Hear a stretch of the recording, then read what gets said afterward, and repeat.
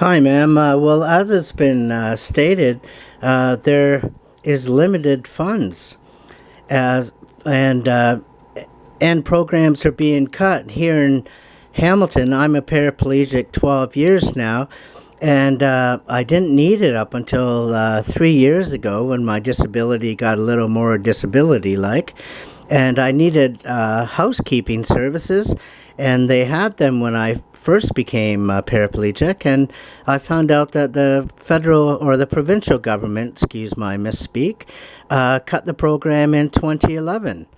So there is no housekeeping services for us. So I do. I'm on ODSP. I do pay friends and acquaintances to clean for me and do things that I cannot do, and basically I do what I can and live in a mess because of that. And you're speaking of home care, and while I am paraplegic, there's a 10-year wait list for accessible homes in Hamilton. So I'm living in a non-accessible one-bedroom apartment that I can't use the facilities. I can't use the toilet anymore because of my new disability, and I can't use the bath bench anymore. I used to be able to stand to get on a bench, and so what the system has done for me is they send in two helpers twice a week to bathe my feet and my back because I can't reach them. And trapped in the house. Well, I'm trapped in a mess. My home becomes toxic.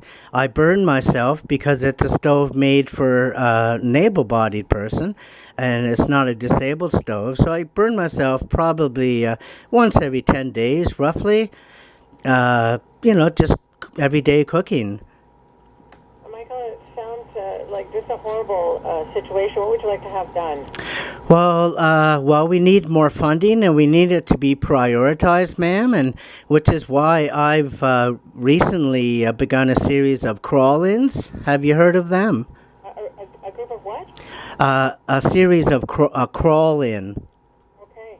So what it is I was at Parliament Hill in August for a Social People's Reform Conference, first time in Canada. It's an international group, and I went to Parliament Hill with some fellow activists, and I rolled up to Parliament Hill, and the RCMP stopped us because I had professional signs made up instead of Michael's marker signs, which are pretty good after all these years.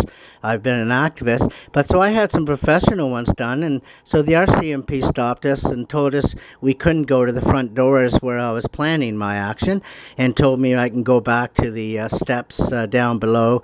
And through talking with him, he called his boss and got me permission to do this. So I rolled up to the Parliament doors, backed up to the steps in my wheelchair.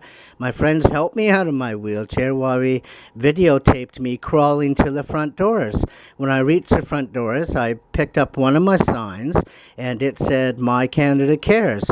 And then my friends stood behind me with various other signs, ma'am, and I'm trying to show our vulnerability and dependency on the system, and to motivate some action, because there is no action for the disabled since the ODA has come in 2005, is my belief. Well, Michael, you're very brave and fortunate to have the gumption to speak out. We've got David in Ottawa on the line. David, what's your experience? Wow, that was awesome. CBC. A healthcare advocate, former employee of the Ministry of Health for 20 years. 10th, and I believe. Former caregiver for my mother, who I looked after 2015. for about 10 years during Awesome. her Thank you for giving me that until her time, passing. CBC. This CBC issue rocks, of baby!